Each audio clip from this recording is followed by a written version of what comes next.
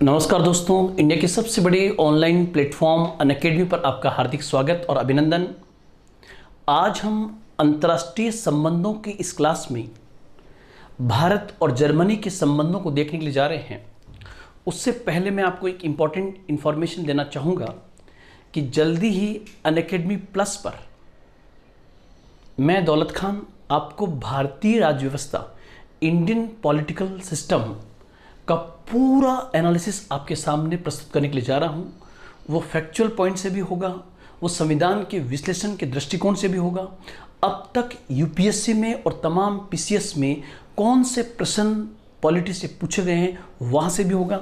साथ ही साथ मेरी क्लास का विश्लेषण इस प्रकार से होगा कि उसमें हमें एक्सपर्ट नहीं बनना है, हमें संविधान विशेषज्ञ नहीं बनना है, बल्कि हमें बनना है केवल कि हम सामान्य अध्ययन, चूँकि हमारी यूपीएससी प्री एग्जाम में हमारे पेपर का नाम जीएस है, जनरल स्टडी, अर्थात हर टॉपिक को सामान्य अध्ययन, सामान्य दृष्टिकोण से, सामान्य तरीके से पढ़ना जो एक आम आदमी पढ़ सकता है। जैसे साइंस एंड टेक्नोलॉजी पढ़ने के लिए आईआईटियंस का होना जरूरी नहीं है, बल्कि वहाँ पर इतनी रिक्वायरमेंट है जितना एक सामान्य लड़का क्या सोचता है।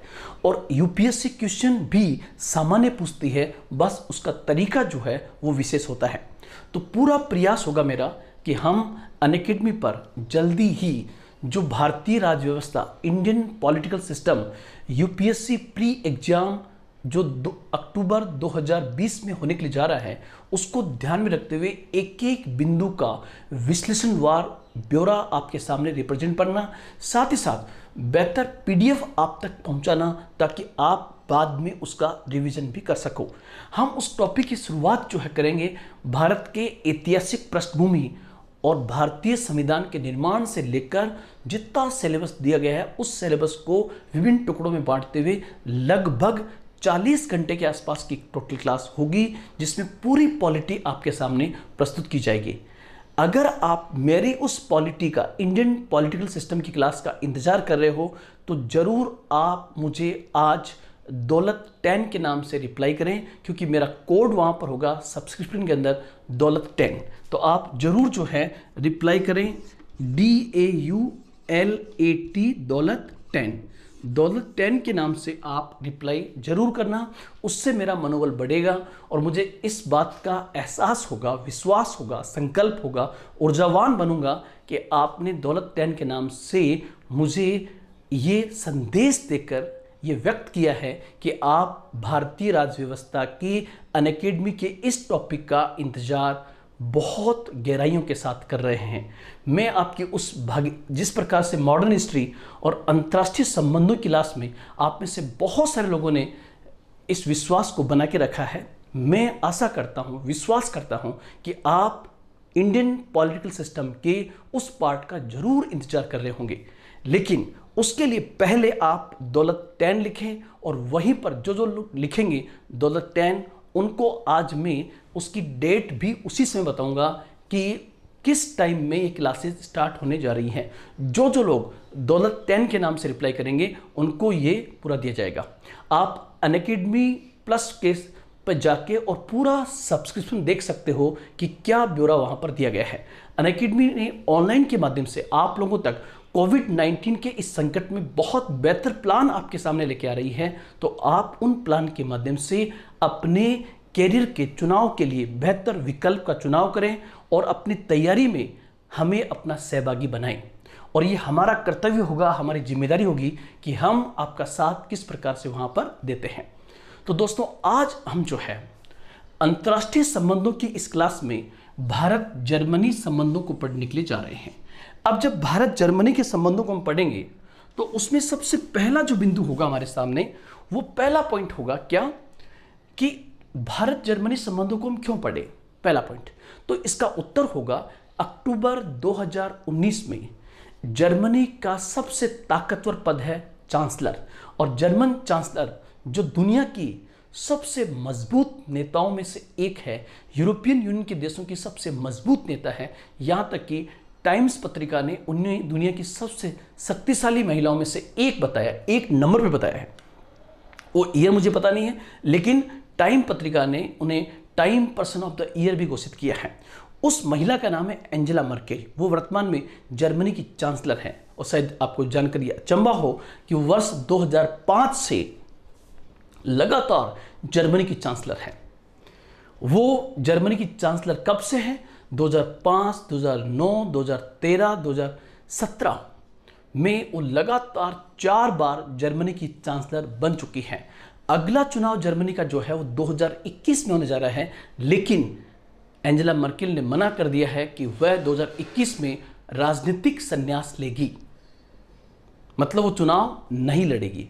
और मैं तो कहता हूं कि आज जर्मनी जहां पर खड़ा है, आज जर्मनी दुनिया के विकसित देशों में से एक है, उसे वहां तक पुनः ले जाने में जिस महिला की भूमिका है वो निश्चित रूप से एंजेला मर्केल है। और हम चर्चा में इसलिए है कि एंजेला मर्केल ने अक्टूबर 2019 में भारत की यात्रा की है और भारत के साथ उन्होंने 17 MOU किए, 17 विभिन्न प्रोजेक्ट पे सिग्नेचर किए, जिनमें से कुछ का मैं आपके सामने बताऊंगा। इसी के साथ साथ हमें थोड़ा सा जर्मनी का इतिहास भी जानना चाहिए कि पूरी दुनिया में अगर सबसे रोचक हिस्ट्री किसी देश की है तो जर्मनी की है। और जर्मनी एक ऐसा देश है जो गिरा फिर उठा, गिरा फिर उठा, और उठा तो ऐसा उठा कि आज भी जर्मनी गिरकर भी, मतलब 3 बार गिरकर भी, ये दुनिया के सबसे विकसित देशों में से एक है। दुनिया की, आज मैं कह सकता हूं कि जिस यूरोपियन यूनियन की बात करते हैं, उस यूरोपियन यूनियन का इंजन जो है वो जर्मनी है। और इसके साथ साथ हम थोड़ा सा जर्मनी का भूगोल को भी देखने का प्रयास करेंगे कि ज्योग्राफी ऑफ जर्मनी क्या है। साथ ही साथ एक पॉइंट हमारा यह भी होगा कि भारत के लिए जर्मनी महत्वपूर्ण क्यों है, why Germany is important for India. तो ये आज हमारे विभिन्न प्रकार के ये हमारे विषय होंगे। इसको मैं थोड़ा थोड़ा जितनी आपकी एग्जामिनेशन की आवश्यकता है उसके हिसाब से मैं आपको यहाँ पर बताऊँगा। तो सबसे पहले जो है मैं आपको बताना चाहूँगा जर्मनी के बारे में थोड़ा सा। सबसे पहले हम जर्मनी को स्टार्ट करें तो सबसे पहले हम देखें कि जिस जर्मनी की हम बात कर रहे हैं उस जर्मनी की एग्जैक्टली भौगोलिक लोकेशन क्या है। तो सबसे पहले आप ज्योग्राफिकल लोकेशन देखिए कि जर्मनी है कहाँ पर। तो आप लोग ध्यान रखना कि जर्मनी बेसिकली, जर्मनी किस महाद्वीप का एक महत्वपूर्ण देश है। तो जर्मनी यूरोप का एक महत्वपूर्ण देश है और जनसंख्या के दृष्टिकोण से देखें तो रूस के बाद ये यूरोप का सबसे बड़ा देश है। जर्मनी रूस के बाद यूरोप का सबसे बड़ा देश माना जाता है। अगर इसके पड़ोसी देशों की बात करें तो आप पड़ोसी देशों में देखोगे यहाँ पर ये जो देश है ये बेसिकली ये फ्रांस है। सबसे पहले मैंने लिखा फ्रांस के बारे में। ये जो मैप आप देख रहे हो ये फ्रांस का है और फ्रांस के जस्ट दक्षिण पश्चिम के अंदर साउथ वेस्ट में यहाँ पर ये आइबेरियन द्वीप है, ये आइबेरियन द्वीप है और यहाँ पर ये आ गया पुर्तगाल और ये आ गया स्पेन। और इस जगह पर ये जो पार्ट आप देख रहे हो ये आ गया भूमध्य सागर, जिसको हम कहते हैं मेडिटेरियन सी, जिसको हम कहते हैं भूमध्य सागर। अब इस फ्रांस से लगता हुआ यूरोप का एक बहुत ही महत्वपूर्ण देश है, यूरोप का एक बहुत ही महत्वपूर्ण देश है जिसको हम कहते हैं जर्मनी। तो ये बेसिकली आप मान सकते हो ये जर्मनी है, ये जर्मनी है एग्जैक्टली।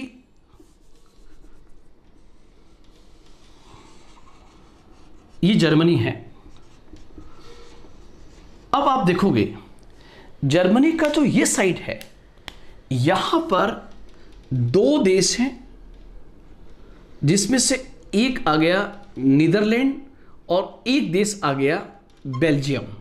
तो यहां पर ये आ गया नीदरलैंड और बेल्जियम। शायद मैप में आपको दिखाई नहीं दे रहा हो तो यहां पर ये नीदरलैंड और इस जगह पर ये आ गया बेल्जियम। और इनके साथ ही यहां पर एक छोटा सा देश और है जिसको हम कहते हैं लग्जमबर्ग। ये एल फॉर लग्जमबर्ग है। तो सबसे पहले आप बाउंड्री जब देखोगे तो बाउंड्री के साथ साथ में सबसे पहले ये ब्यौरा प्रस्तुत करोगे कि 3 देश जो बहुत छोटे छोटे हैं, जिनकी बाउंड्री जर्मनी के साथ मिल रही है, वो है एन फॉर नीदरलैंड। उसमें से एक जो है एन फॉर नीदरलैंड और बी फॉर बेल्जियम। और आपको पता है बेल्जियम की राजधानी ब्रुसेल्स के अंदर बहुत सारे संगठनों के मुख्यालय हैं। और उसी प्रकार एल फॉर लग्जमबर्ग, और लग्जमबर्ग जो है यहाँ पर 3 छोटे छोटे देश है। नीदरलैंड का नाम है आपको अलग अलग बुक्स में मिल जाएगा हॉलैंड के नाम से भी। नीदरलैंड को और किस नाम से जानते हैं, तो नीदरलैंड को हॉलैंड के नाम से भी जानते हैं। बी फॉर बेल्जियम, बेल्जियम की राजधानी ब्रुसेल्स है।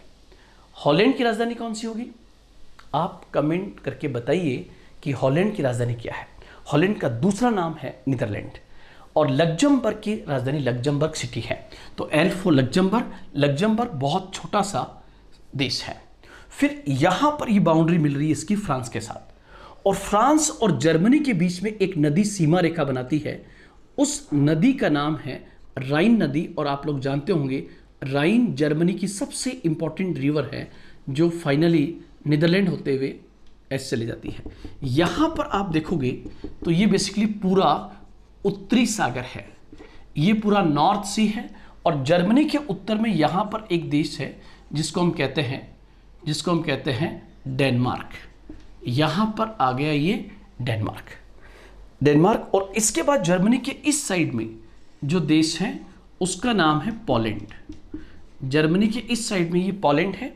और यहाँ पर जो सागर है उसे हम कहते हैं बाल्टिक सागर, उसी को हम कहते हैं बाल्टिक सी। अब हम यहाँ नीचे देखें तो इस जगह पर जो देश है उसका नाम है स्विट्जरलैंड। हर कोई दुनिया का व्यक्ति एक बार अपनी ज़िंदगी में स्विट्जरलैंड जरूर घूमना चाहता है, क्योंकि दुनिया के सबसे बेहतरीन देशों में से एक है स्विट्जरलैंड। तो आप देखिए कितने देशों की सीमा जर्मनी के साथ लगती है, जो मैंने नाम लिए हैं। तो आप देखिए 1, 2, मतलब एक नीदरलैंड, दूसरा बेल्जियम, तीसरा लग्जमबर्ग, चौथा फ्रांस, पांचवा स्विट्जरलैंड। उसके बाद यहाँ पर एक देश है, यहाँ पर जो देश होगा वो होगा ऑस्ट्रिया। यहाँ पर होगा ये ऑस्ट्रिया, और यहाँ पर छोटा सा देश चेक, और फिर पोलैंड।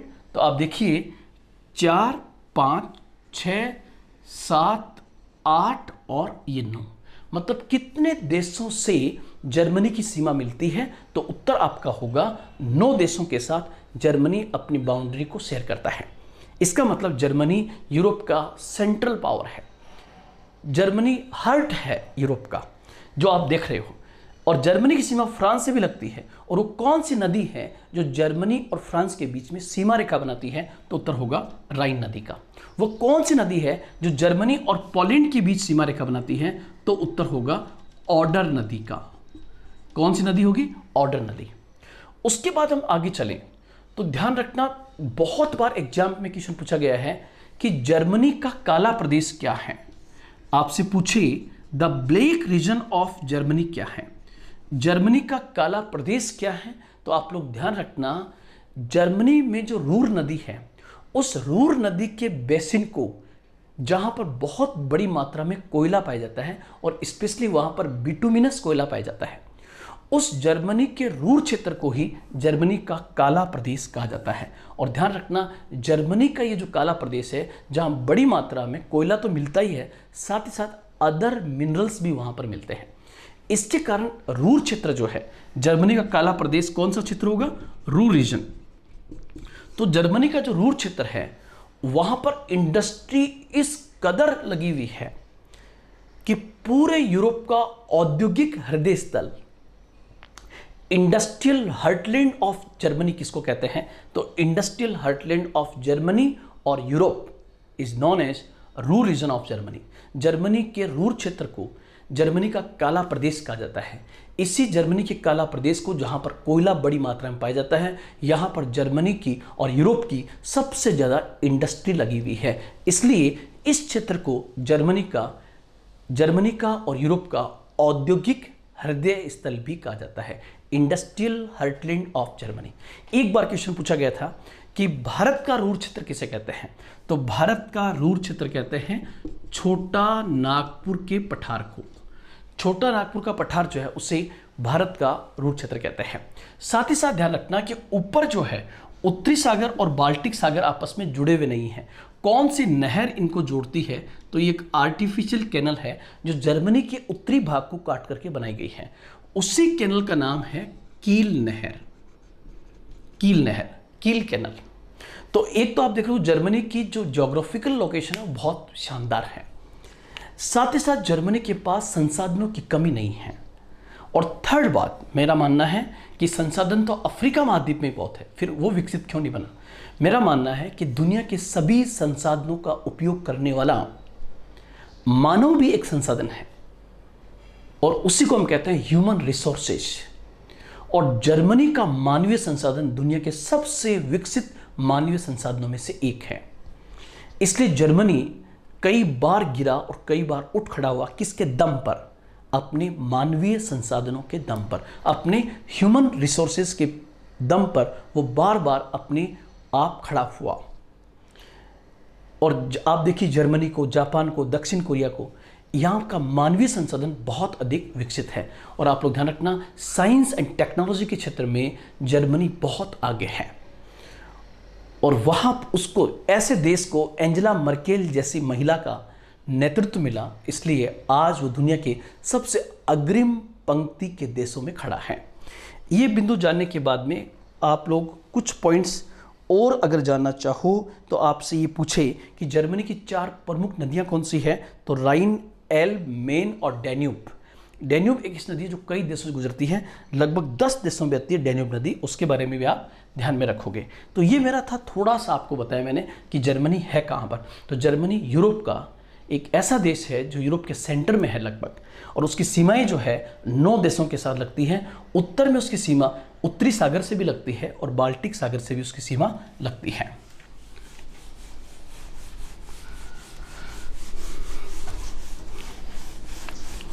अब जर्मनी को हम जाने और अच्छी तरह से जाने तो थोड़ा सा हमें जर्मनी के इतिहास को भी जानना चाहिए। हिस्ट्री ऑफ जर्मनी, जर्मनी के इतिहास को जानना चाहिए। अब जर्मनी का इतिहास, अगर मुझे जर्मनी का इतिहास आपको पढ़ाने की आवश्यकता पड़े तो आपको बता दूं कि मुझे काफ़ी समय की आवश्यकता होगी। और चूंकि हमारी ये अंतर्राष्ट्रीय संबंधों की क्लास है, इसमें मेरी कुछ लिमिटेशंस हैं, तो मैं जैसे भूगोल आपको एकदम ब्रीफ में बताया वैसे ही मैं आपको इसकी हिस्ट्री ब्रीफ में बताऊंगा। कभी मौका मिला तो आपको ज़रूर पूरे इतिहास से इसका रूबरू कराऊंगा, कुछ घटनाओं को जोड़ूंगा, फिर आपको सीधा यहाँ पे लेके आऊँगा। देखिए, सबसे पहले जर्मनी की इतिहास की बात करें तो जर्मनी एक ऐसा देश था, जर्मनी अनेक रियासतों एवं राज्यों में बटा हुआ था, और ये तमाम राज्य ऑटोनोमस और कई स्वतंत्र हुआ करते थे।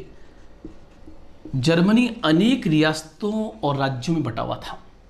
तो फिर सबसे पहला बिंदु आएगा कि आधुनिक जर्मनी जिसकी हम बात करते हैं उसका एकीकरण किसने किया? तो यहां पर एक बिंदु होगा आधुनिक जर्मनी का एकीकरण। और आधुनिक जर्मनी का जो एकीकरण किया है उस व्यक्ति का नाम है बिस्मार्क। और बिस्मार्क का मतलब ही बहुत आयरन मैन के नाम से जाना जाता है। और ये काम हुआ 1871 के अंदर, 1871 के अंदर 1871 में जर्मनी का एकीकरण पूरा हुआ है। और उसके एकीकरण में जिस व्यक्ति की अहम भूमिका रही वो था बिस्मार्क। और आप देखिए कि हम सबसे ज़्यादा जर्मनी की अगर दुश्मनी किसी के साथ रही तो जर्मनी की दुश्मनी सबसे अधिक उसके उसके पड़ोसी फ्रांस के साथ रही। और 1870 के अंदर एक युद्ध होता, सेडान का युद्ध। और उस युद्ध में जर्मनी और फ्रांस के बीच इतनी भयंकर लड़ाई हुई थी कि दोनों का अपमान हुआ था। और कहते हैं कि वहां पर जो संधि हुई उसी संधि में प्रथम विश्व युद्ध के बीज बोए गए थे। वो एक अलग कहानी है उसको मैं नहीं ले जाऊंगा। सबसे पहले मैं कहना चाह रहा हूं कि जर्मनी का एकीकरण किसने किया, तो बिस्मार्क ने। वहां से जर्मनी एक यूनिफाइड फॉर्म के अंदर आता है। बात आगे बढ़ी तो हम थोड़ा सा और आए, और फर्स्ट वर्ल्ड वॉर तक जर्मनी एक औद्योगिक इंडस्ट्रियल कंट्री बन गया। लेकिन इसी समय प्रथम विश्व युद्ध शुरू हो गया, फर्स्ट वर्ल्ड वॉर। और प्रथम विश्व युद्ध कब हुआ, तो 1914 से लेकर 1918 तक। मतलब मेरा कहने का है कि 1914 तक जर्मनी एक विकसित देशों की रेंज में आ चुका था। ये दुनिया के सबसे औद्योगिक देशों में से एक था। लेकिन किस्मत की बात देखिए कि जर्मनी जब अपने चरम पर था तब फिर युद्ध लड़ेगा, और यहां पर इसकी लड़ाई हुई मित्र राष्ट्रों के बीच में और सेंट्रल पावर के बीच में। अब जो मित्र राष्ट्र थे उसमें नाम आता है उस जमाने में ब्रिटेन और फ्रांस। और ध्यान रखना ये उस समय की दो सुपर पावर थी 20वीं शताब्दी की। और इनकी सेंट्रल पावर से लड़ाई होती है, जिसमें एक होता है जर्मनी, एक होता है ऑस्ट्रिया हंगरी, एक होता है ऑस्ट्रिया हंगरी, और तीसरा देश जो था वो था तुर्की। और आपको पता है कि मित्र राष्ट्रों के पक्ष में भी और कई देश आ जाते हैं। और हालांकि जो बदला 1870 के सेडान के युद्ध का था वो बदला जर्मनी लेता है वापस, और फ्रांस भी लेता है, क्योंकि उनकी अनबन खत्म नहीं हुई है। कुल मिला के में आप मेरी बात को सुनना, फर्स्ट वर्ल्ड वॉर में मित्र राष्ट्रों ने इन सेंट्रल पावर को बुरी तरह से पराजित कर दिया। मतलब ये शक्तियां हार गई। जैसे ही शक्ति हारा, जर्मनी को इन्होंने तहस नहस करने की कोशिश की। किसने? ब्रिटेन और फ्रांस ने पेरिस की संधि के माध्यम से जर्मनी के साथ इतना अप्राकृतिक युद्ध व्यवहार किया कि उसको जर्मनी कभी भुला नहीं सकता था। जर्मनी की सेनाओं को तहस नहस कर दिया गया, उसकी सेनाओं को लिमिटेड कर दिया गया, उसके इंपॉर्टेंट खनिज संसाधनों के जो क्षेत्र थे उस पर कब्जा कर लिया गया। तो आप लोग ध्यान रखना कि पराजित हुआ और एक संधि हुई, पेरिस की संधि, जो आपको पता ही होगी। और पेरिस की संधि जो थी वो एक प्रकार की अपमानजनक संधि थी, अपमानजनक संधि थी। इसलिए कई लोग ये कहते भी हैं कि जो सेकेंड वर्ल्ड वॉर होगा उस सेकेंड वर्ल्ड वॉर के कारण किस संधि में छुपे हुए थे, तो उत्तर होगा पेरिस की संधि के अंदर। और ध्यान रखना कि जर्मन राष्ट्रवाद को जिस प्रकार से पराजित किया जाता है, उस जर्मन राष्ट्रवाद को वापस उत्साह में लेकर आता है हिटलर। मतलब फर्स्ट वर्ल्ड वॉर के बाद में जिस व्यक्ति का आगमन होगा उसे हम कहते हैं क्या? हिटलर। और हिटलर ने जिस शासन व्यवस्था को शुरू किया उसे हम कहते हैं फासिस्टवाद। और फासिस्टवाद का कौन सा रूप जर्मनी में लेके आया? तो वो था नाजीवाद, जिसको हम वर्ल्ड हिस्ट्री में पढ़ते हैं, विश्व इतिहास में पढ़ते हैं। तो ध्यान रखना, पेरिस की संधि, पेरिस की संधि अपमानजनक संधि थी। किसके साथ में? जर्मनी के साथ में।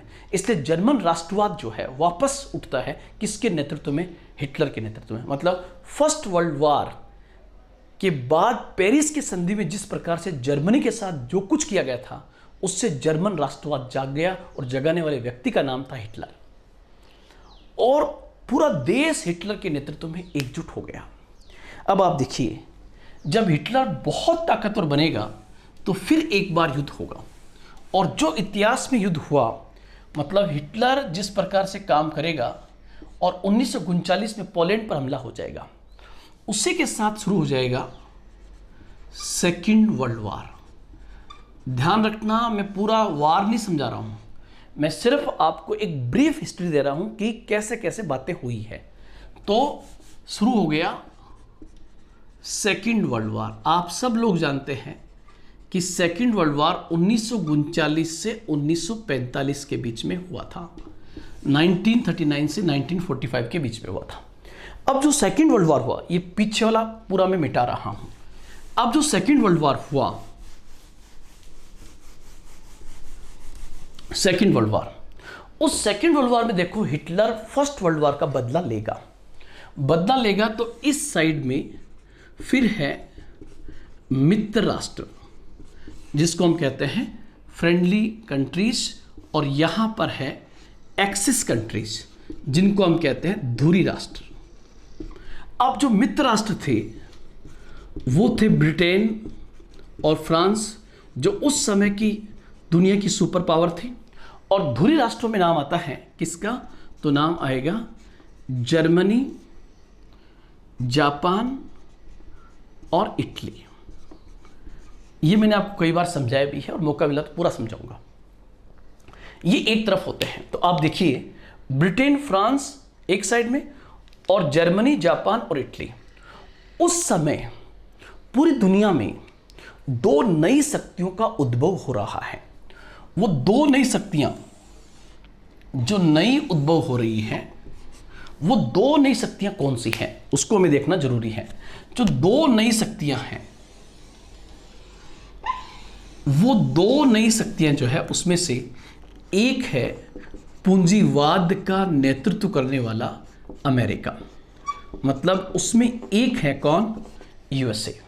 तो एक तो हम पढ़ेंगे किसके बारे में? यूएसए के बारे में। और दूसरा जो है, दूसरा यूएसए किसका लीडरशिप कर रहा है? तो यूएसए पूंजीवादी देशों का कर रहा है।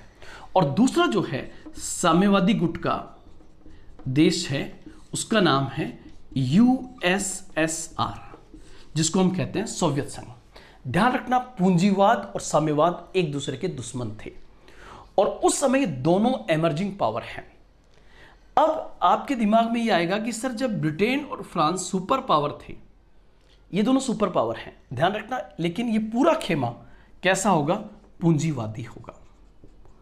तो जिस समय ब्रिटेन और फ्रांस सुपर पावर हैं, तो उन सुपर पावर ने जर्मनी में हिटलर को पनपने ही क्यों दिया? क्योंकि सर अभी आपने तो ये कहा था कि फर्स्ट वर्ल्ड वॉर के बाद जर्मनी की सेनाओं को तहस नहस कर दिया गया, तो फिर हिटलर उठा कैसे?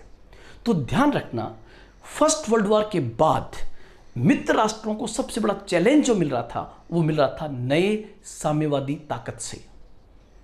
और हिटलर ने यह कहा कि मैं जिस दिन सत्ता में आया उस दिन पहले मैं साम्यवाद को खत्म करूंगा। तो ये मित्र राष्ट्र या पूंजीवादी देश ये सोचते हैं कि इन दोनों को पनपने दो। इससे क्या होगा कि ये सांप है और ये लाठी है, अगर ये दोनों आपस में लड़ते हैं तो कहावत तो है, सांप भी मर जाए और लाठी भी ना टूटे। लेकिन होगा यहां उल्टा। क्या ये इधर से सोच रहे हैं क्या मित्र राष्ट्र कि जब ये इस पर हमला करे और ये इस पर हमला करे तो ये दोनों आपस में लड़ें, इससे फासिस्ट शक्तियां भी खत्म होगी और इससे साम्यवाद भी खत्म होगा, अर्थात सांप भी मर जाए और लाठी भी टूट जाए। ये किसकी सोच थी? ये सोच थी पूंजीवादी देशों की। इसलिए इनकी निष्क्रियता ने हिटलर को पैदा होने दिया। और 1939 में जैसे हिटलर पोलैंड पे हमला करता है, पश्चिम से शुरू करता है, मतलब पश्चिम का मतलब यहाँ रसिया के इस साइड वाले देश जो है, पश्चिम देशों पे हमला करता है, तो फिर ये सब के सब एक्टिव होते हैं। लेकिन जर्मनी एक बहुत बड़ी गलती करता है और वो यूएसएसआर पर भी हमला कर देता है। जब यूएसएसआर पे हमला करता है तो यूएसएसआर, यूएसए भी इस खेमे में आ जाता है और यूएसएसआर भी इस खेमे में आ जाते हैं। कुल मिला के मैं देख रहा हूं कि यहां पर दो कट्टर देश जो एक दूसरे के विरोधी हैं वो एक खेमे में आ चुके हैं और उनको एक खेमे में लाने वाला देश कौन है? तो उत्तर होगा जर्मनी। और आपको पता है कि जल्दी ही जिस प्रकार की रणनीति यूएसएसआर के राष्ट्रपति स्टालिन ने अपनाई और जिस प्रकार से जर्मनी को चारों तरफ से घेरा गया, उससे जल्दी ही हिटलर ने हार मानी और वो सुसाइड करता है।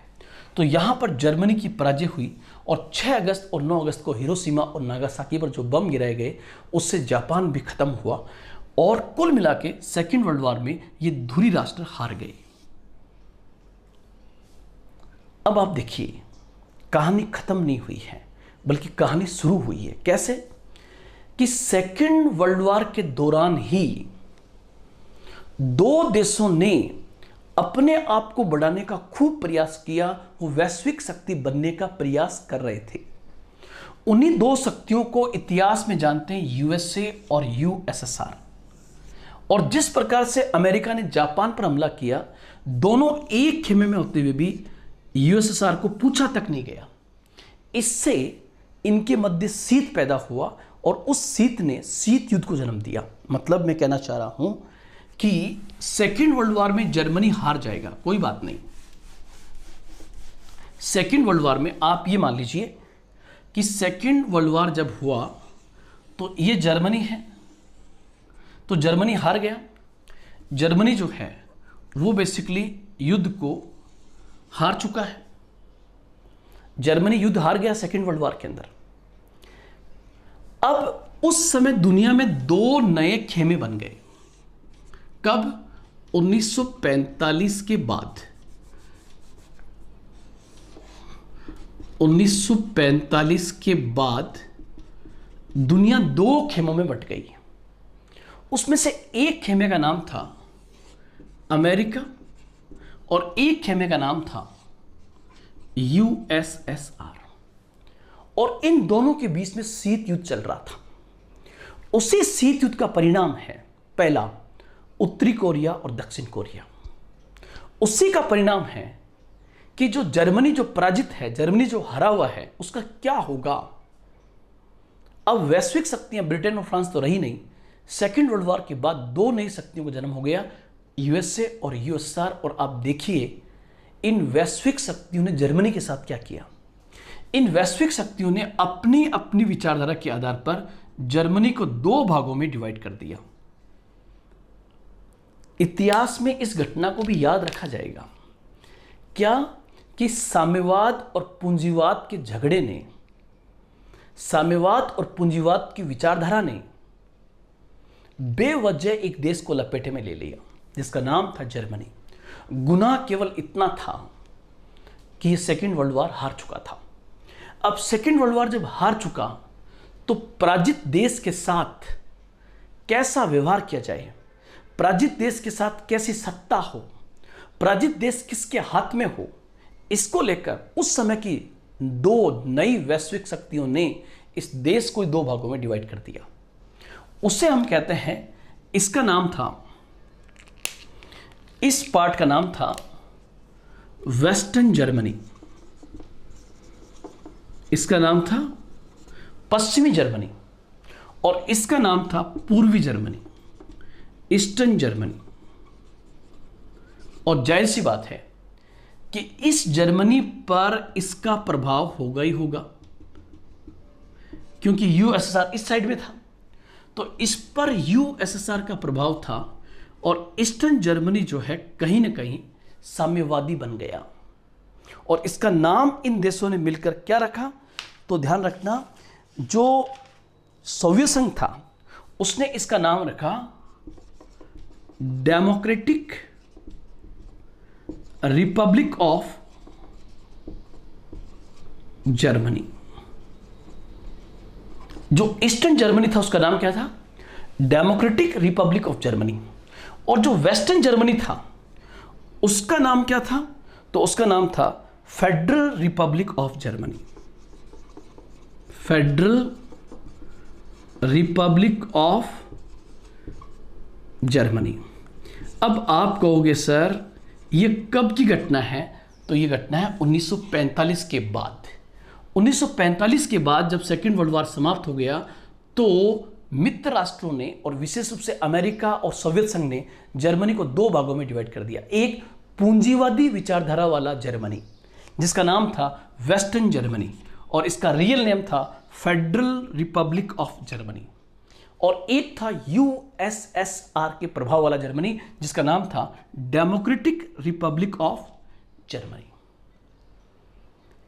अब आपको सर राजधानी क्या थी, तो पहले मुझे बताओ कि जो सेकेंड वर्ल्ड वॉर के समय या पहले जर्मनी की जो राजधानी क्या थी, तो जर्मनी की राजधानी थी, जर्मनी की राजधानी थी कौन सा सिटी, बर्लिन। और इसी को हम कहते हैं कि सेकेंड वर्ल्ड वॉर के बाद जब जर्मनी दो भागों में डिवाइड हो गया, तो जर्मनी दो भागों में डिवाइड होने से बर्लिन को भी दो भागों में डिवाइड होना पड़ा, वेस्टर्न बर्लिन और ईस्टर्न बर्लिन। और दोनों के बीच में दीवार खींच दी गई, एक शहर को दो भागों में बांट दिया गया। ये किसकी हरकत थी? तो ये हरकत थी वैश्विक शक्तियों की। मतलब आप देखिए, वैश्विक शक्तियों ने छोटे मोटे देश को तो क्या, अमेरिका और सोवियत संघ ने छोटे मोटे देश को तो क्या, इन्होंने जर्मनी जैसे देश को नहीं बख्शा, जिसका मानवीय संसाधन दुनिया में सबसे हाईएस्ट लेवल पे माना जाता है। आज की तारीख में तो मानव संसाधन में सबसे आगे है नॉर्वे, स्वीडन, फिनलैंड, लेकिन फिर भी अगर इकोनॉमिक पॉइंट से ध्यान रखें तो ध्यान रखना जर्मनी का कोई सानी नहीं है। 1871 के सेडान की युद्ध के बाद में फिर उठ खड़ा हुआ, फर्स्ट वर्ल्ड वॉर के बाद फिर उठ खड़ा हुआ, और सेकेंड वर्ल्ड वॉर के बाद जब जर्मनी दो भागों में डिवाइड था तब जर्मनी फिर उठ खड़ा होता है। लेकिन ये बात जर्मन के लोग हमेशा ध्यान रखेंगे कि हमारा देश जब हारा तो हमारे हारे हुए देश के साथ इन्होंने जो बर्ताव किया वो पेरिस की संधि से बुरा था, क्योंकि इस बार इन्होंने हमारे देश को दो भागों में डिवाइड कर दिया, हमें आपस में लड़ा दिया और बन गए वेस्टर्न जर्मनी और ईस्टर्न जर्मनी।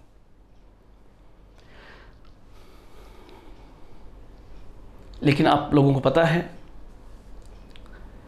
कि मनुष्य को उसके कर्मों की सजा यहां भुगतनी पड़ती है। जो देश जैसा करेगा उसको वैसा भुगतना पड़ेगा। जैसे हम ब्रिटेन के उपनिवेश थे और ब्रिटेन यहां से बेपनाह पैसा लेके गया, लेकिन गया कहां हो पैसा? फर्स्ट वर्ल्ड वॉर में, सेकेंड वर्ल्ड वॉर के अंदर, क्योंकि चोरी का माल हमेशा मोरी में जाता है। तो आपको एक एग्जाम्पल देखिए कि इसको डिवाइड किसने किया। इसको डिवाइड किया यूएसए और यूएसएसआर ने। और एक घटना 1990 के दशक की सबसे बड़ी घटना है, और वो क्या है कि 1990 के दशक में जर्मनी के दो टुकड़े करने वालों में अहम भूमिका अदा करने वाला यूएसएसआर 15 टुकड़ों में बट गया। मतलब ये कितने टुकड़ों में बट गया? 15। मतलब 1990 के दशक में भारत का अजीज दोस्त सोवियत संघ भी 15 देशों में डिवाइड हो गया। 15 देश, Latvia, Lithuania, Estonia, Ukraine, Moldova, Kazakhstan, Kyrgyzstan, Tajikistan, Turkmenistan, Uzbekistan, Georgia, Armenia, Azerbaijan और रसिया, 15 टुकड़े हो गए उसके। ये कब की बात है? 1990 के दशक की। और उससे भी ज्यादा इंटरेस्टिंग सुनिए आप कि जिस समय सोवियत संघ 15 देशों में बंटा, उसी दशक के अंदर, अर्थात अक्टूबर 1990 के अंदर, अक्टूबर 1990 में जर्मनी के दो भाग पुनः एक हो गए। जर्मनी के जो दो अलग अलग पार्ट थे वो वापस यूनिफाइड हो गया, एक हो गए। अर्थात 1990 के दशक में जर्मनी फिर इंटीग्रेटेड जर्मनी बन गया। और ऐसा होने के बावजूद भी 10 साल के अंदर अंदर जर्मनी वापस दुनिया के विकसित देशों की रेंज में आ गया। यह अचंभा नहीं तो क्या है? मतलब दुनिया में अगर सबसे ज्यादा वर्ल्ड वॉर का दंश किसी देश ने झेला है तो जर्मनी है। लेकिन जर्मनी की खासियत रही कि जर्मनी हर बार वापस उठ खड़ा हुआ और अपने दम पर। और आज आपको पता है जर्मनी यूरोप का इंजन माना जाता है। जर्मनी की अर्थव्यवस्था बहुत मजबूत अर्थव्यवस्था है और उस अर्थव्यवस्था को संभालने वाली महिला का नाम है एंजेला मर्केल। तो थोड़ा सा हम ये देखें तो आज की तारीख में जर्मनी 1990 के बाद से यूनिफाइड जर्मनी बन गया और आज वापस दुनिया का एक विकसित देश है। अब उस जर्मनी की चांसलर जो है एंजेला मर्केल है। और एंजेला मर्केल आप देख रहे हो 2005 से, मतलब पिछले 15 सालों से लगातार जर्मनी की चांसलर है। और जर्मनी में चांसलर का पद सबसे ताकतवर पद माना जाता है। तो यहां पर थोड़ा सा हमारी ड्यूटी होगी कि मैं आपको एंजेला मर्केल के बारे में बताऊं। एंजेला मर्केल कौन है? एंजेला मर्केल, तो इनके बारे में भी समझ लीजिए थोड़ा सा कि आपके एग्जामिनेशन क्वेश्चन में कैसा कहाँ से बन सकता है। तो आप देखिए, एंजेला मर्केल जो है इनका जन्म 1954 में 1954 में पश्चिमी जर्मनी में हुआ था। अर्थात जिस समय एंजेला मर्केल जन्मी उस समय जर्मनी दो भागों में बटा हुआ था, पश्चिमी जर्मनी और पूर्वी जर्मनी। और उसमें 1954 में 1954 में पश्चिमी जर्मनी के हैम्बर्ग सिटी में एंजेला मर्केल का जन्म हुआ था। उनकी आरंभिक शिक्षा दीक्षा बहुत अच्छी रही और वो बेसिकली साइंस बैकग्राउंड से थी। उन्होंने इंजीनियरिंग की, लेकिन बहुत कम एज में वो डेमोक्रेटिक पार्टियों के साथ जुड़ गई और अपनी बेहतरीन वक्ता होने के नाते उन्होंने अपनी जगह बनाई। एक महिला होते हुए भी वह एक मजबूत पॉलिटिकल पावर बनकर उभरी। और 1990 के दशक में जब जर्मनी का एकीकरण हुआ और हेलमट कोल जब जर्मनी के चांसलर थे, तो उस समय हेलमट कोल की उस सरकार के अंदर ये मंत्री पद पर थी, बहुत कम एज के अंदर। उसके बाद लगातार जर्मनी में बहुत ऊंचे ऊंचे पदों पर एंजेला मर्केल रही और पॉलिटिकली ये बहुत मजबूत थी और करप्शन का इन पर कोई एलिगेशन नहीं था। इसलिए वर्ष 2005 में जब जर्मनी में पॉलिटिशियन लेवल पर एक प्रकार का वैक्यूम था, तो उसका पूरा फायदा एंजेला मर्केल ने उठाया और वर्ष 2005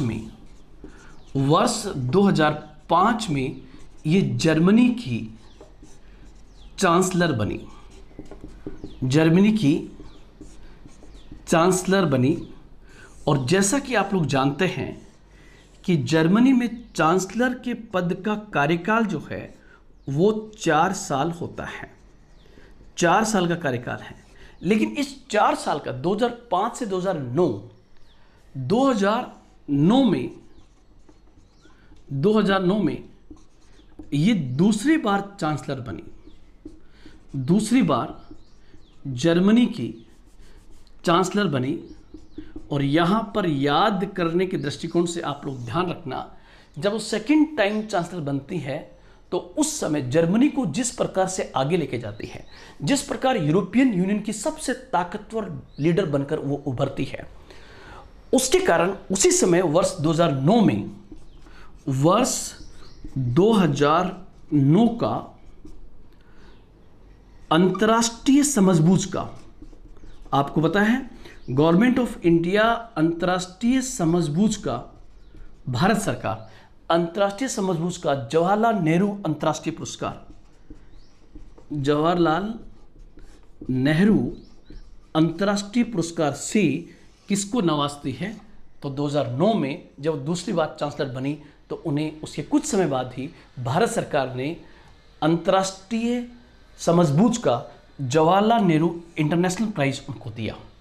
इससे भारत जर्मन संबंध और मजबूत हुए। फिर उसके बाद देखिए 2009 के बाद 2013 में चुनाव हुए, 2013 में चुनाव हुए और 2013 में ये तीसरी बार जर्मनी की चांसलर बनी। ये रिकॉर्ड अपने आप में, जर्मनी की चांसलर बनी।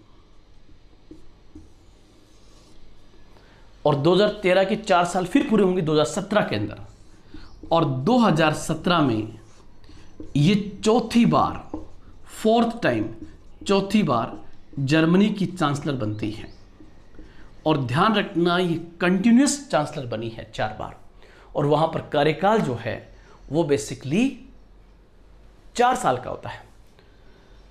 और 2021 में, मतलब जस्ट अगले साल, उनका कार्यकाल खत्म हो रहा है। लेकिन 2021 से पहले उन्होंने घोषणा कर दी है कि वो अब अपने इस टेन्योर के बाद में पॉलिटिकल संन्यास लेगी, राजनीति से संन्यास लेगी। हम उनको उज्जवल भविष्य की उनकी शुभकामनाएं देते हैं, लेकिन जिस जगह पे जर्मनी को लाके उन्होंने खड़ा किया वो वाकई काबिल तारीफ है। जो लीडरशिप यूरोप में उन्होंने दी है वो बहुत शानदार है। और मैं तो यहां तक कहूंगा कि यूरोपियन यूनियन ब्रिटेन के बाहर निकलने के बाद जो ब्रेग्जिट का जो मुद्दा हुआ, उसके बाद यूरोपियन यूनियन पर जो नेगेटिव इंपैक्ट आ रहा है उसको दूर करने में जिस महिला की सबसे अहम भूमिका है वो एंजेला मर्केल है। इसलिए उन्हें टाइम पत्रिका ने time person of the year घोषित किया। दुनिया के विभिन्न देशों ने, चाहे अमेरिका हो, रशिया हो, उन्होंने एंजेला मर्केल को कई पुरस्कारों से सम्मानित किया है। G7 को मजबूत करने में उनकी बहुत बड़ी भूमिका रही है। और सबसे ज्यादा जो उनको एप्रिसिएशन मिला है वो मिला है 2015 के अंदर। आप कहोगे सर 2015 में एंजेला मर्केल ने क्या किया, तो मुझे अगर टाइम मिला तो मैं आपको पढ़ाऊंगा, पूरा बताऊंगा। अभी जो देश एक प्रकार के सिविल वार से गुजर रहा है, जहां पर ISIS ने हजारों लोगों को मारा है, उस देश का नाम है सीरिया। और 2015 में सीरिया में ऐसे हालात हो गए कि लोग सीरिया छोड़कर भागने लगे।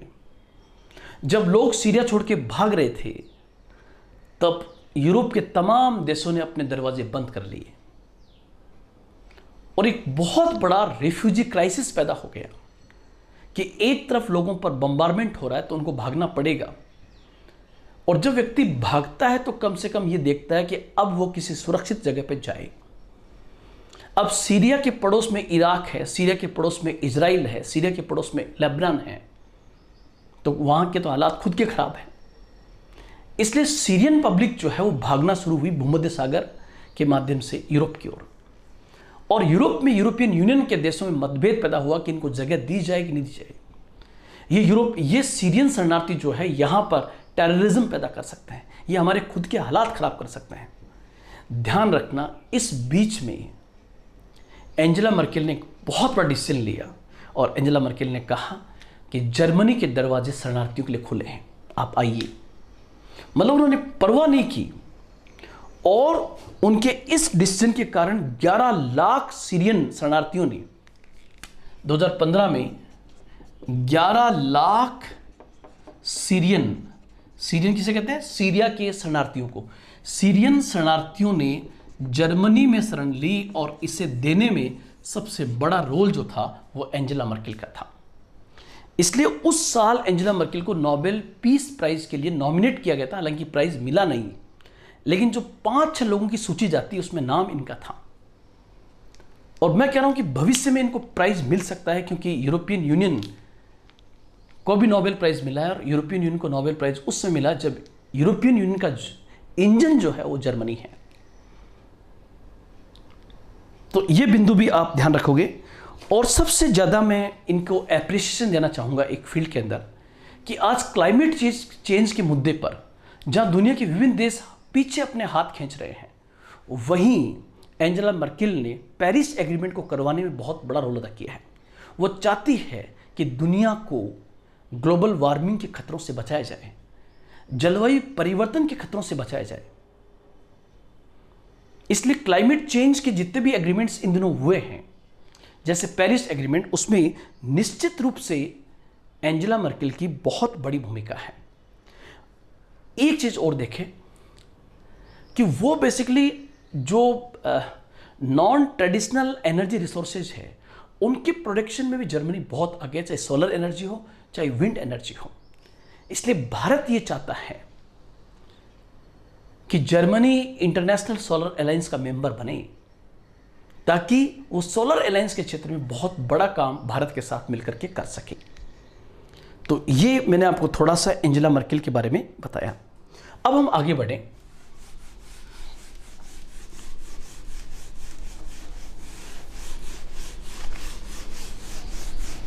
और जो नेक्स्ट पॉइंट होगा वो हम जोड़ते हैं लेटेस्ट पॉइंट से।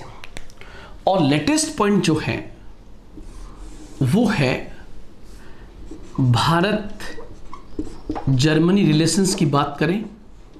और ये बात इसलिए हो रही है कि अक्टूबर 2019 में एंजेला मर्केल ने भारत की यात्रा की है। और उस यात्रा से भारत जर्मनी संबंध निश्चित रूप से बेहतर हुए हैं। भारत जर्मनी संबंध बहुत बेहतर हुए हैं। इसलिए यहां पर जब एंजेला मर्केल ने भारत की यात्रा की तो एंजेला मर्केल की 2 दिवसीय इस यात्रा के दौरान भारत एवं जर्मनी के बीच में टोटल 17 एमओयू हुए, 17 समझौतों पर हस्ताक्षर किए गए।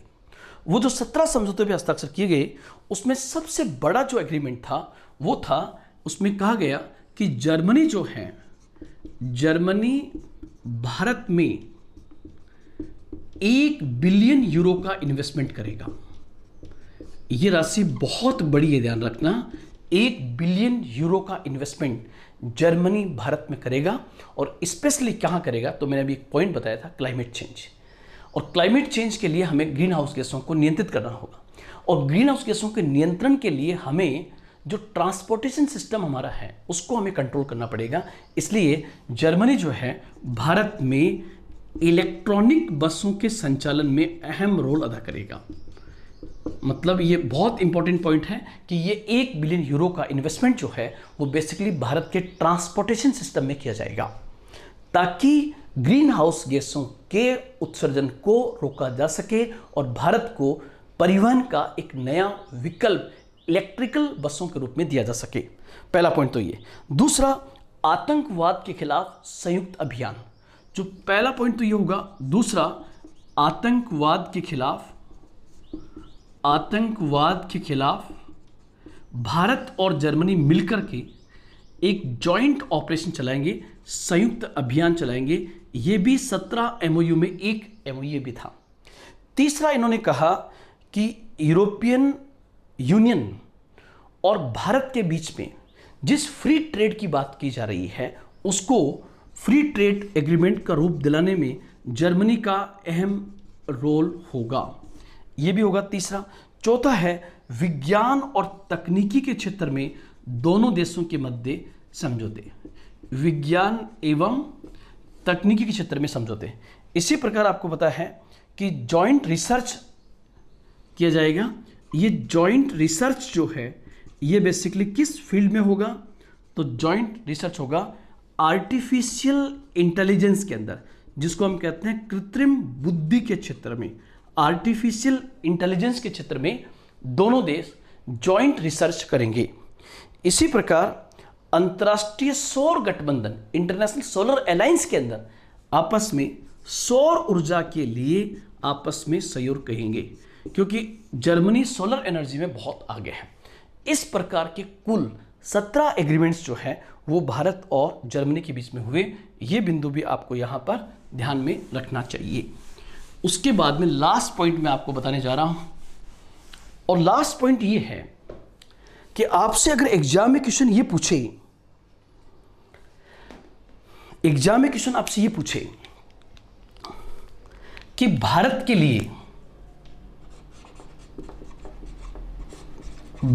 लिए जर्मनी क्यों महत्वपूर्ण है, भारत के लिए जर्मनी क्यों इंपॉर्टेंट है,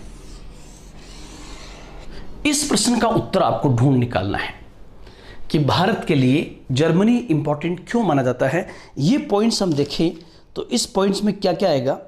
तो नंबर 1, हम जर्मनी के साथ क्यों जुड़े, तो पहला बिंदु होगा भारत अपनी अर्थव्यवस्था को एक नई दिशा देना चाहता है। भारत 21वीं शताब्दी में अपनी अर्थव्यवस्था को एक नई दिशा देना चाहता है। इस क्रम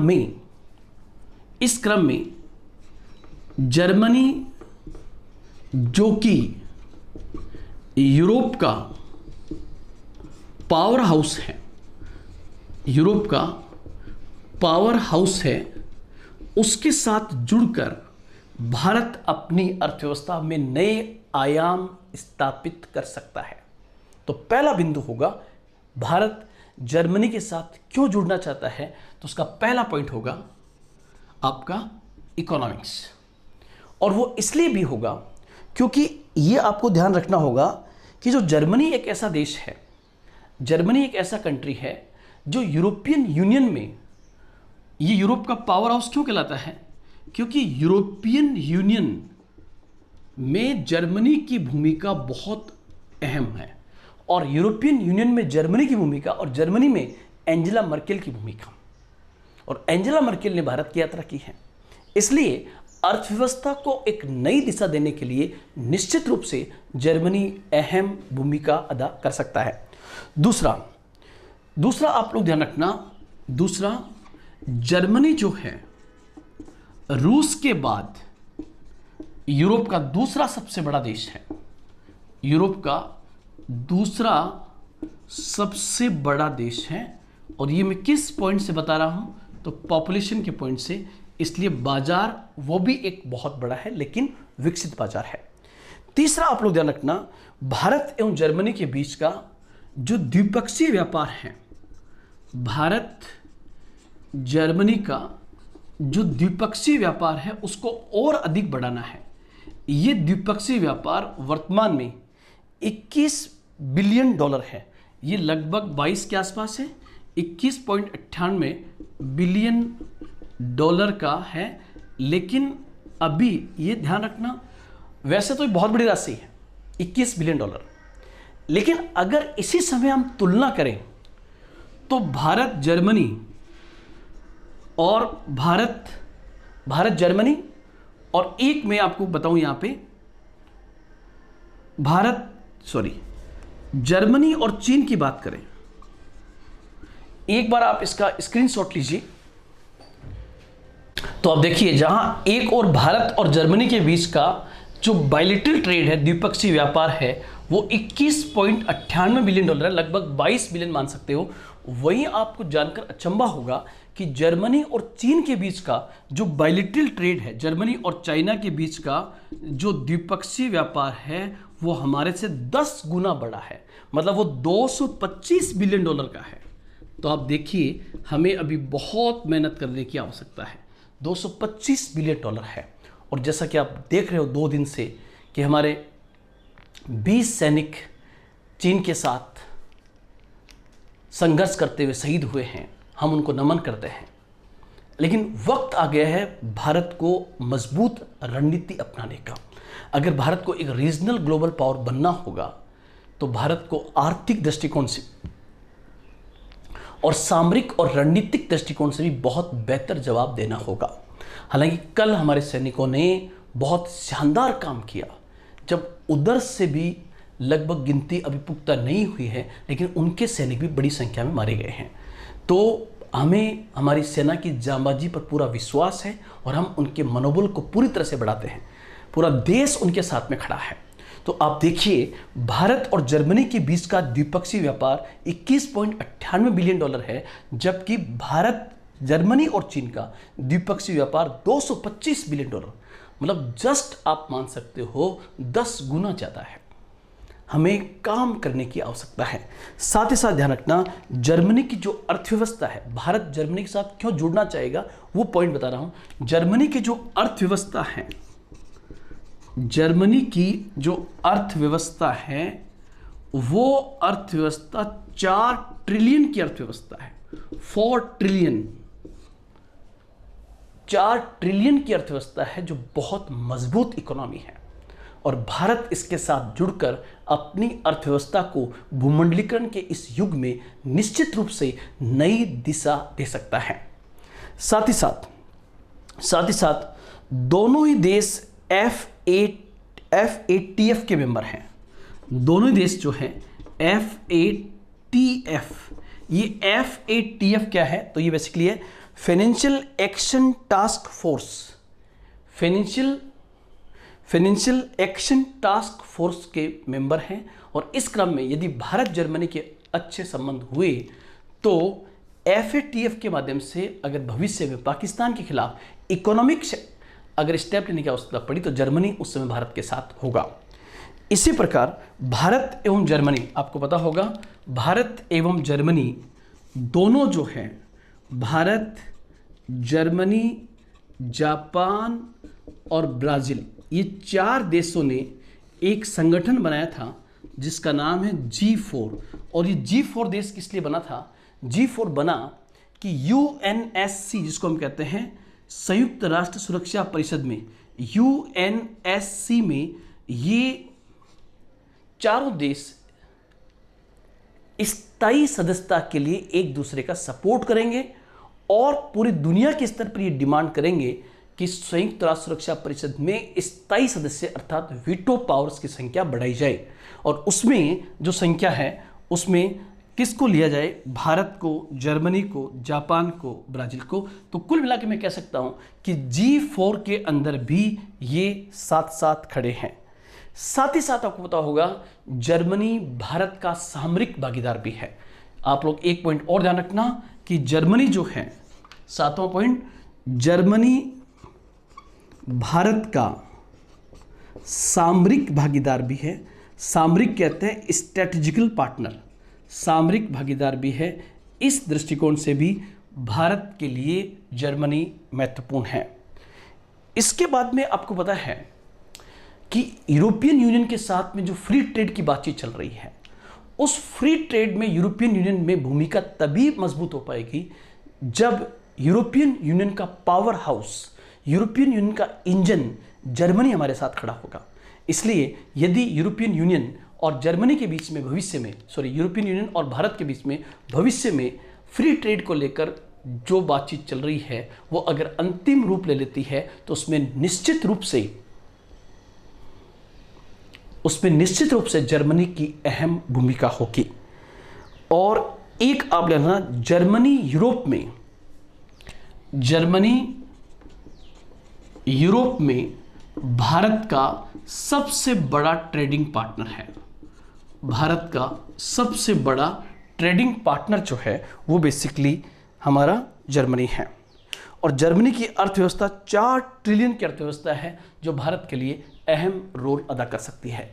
साथ ही साथ साइबर सुरक्षा के लिए, साइंस एंड टेक्नोलॉजी के लिए, साइबर सुरक्षा, science and technology, educational system में रिफॉर्म्स करने के लिए और सूचना और संचार के क्षेत्र में भी दोनों देश मिलकर के अहम रोल अदा कर सकते हैं। तो ये था दोस्तों, आज मैंने आपको पूरा जर्मनी के बारे में समझाने का पूरा प्रयास किया। इसके साथ साथ पुनः मैं आपको एक सूचना देना चाहूँगा कि जल्दी ही अनअकैडमी प्लस पर भारतीय राज्य व्यवस्था, इंडियन पॉलिटिकल सिस्टम को लेकर मेरी क्लासेज स्टार्ट होने के लिए जा रही है। उसकी सूचना आपको निश्चित रूप से जल्द दे दी जाएगी। हो सकता है आज ही आपको वापस कमेंट बॉक्स में उसका जवाब मिल जाएगा, लेकिन कमेंट बॉक्स में जवाब केवल उन स्टूडेंट्स तक जाएगा जो मुझे वापस मेरा कोड लिखकर भेजेंगे। और अनअकैडमी सब्सक्रिप्शन पर मेरा जो कोड है उसका नाम है दौलत10, DAULAT10, दौलत10। तो इस नाम से आप वापस रिप्लाई जरूर करें। आज इतना ही, कल फिर मिलेंगे। जय हिंद, जय भारत।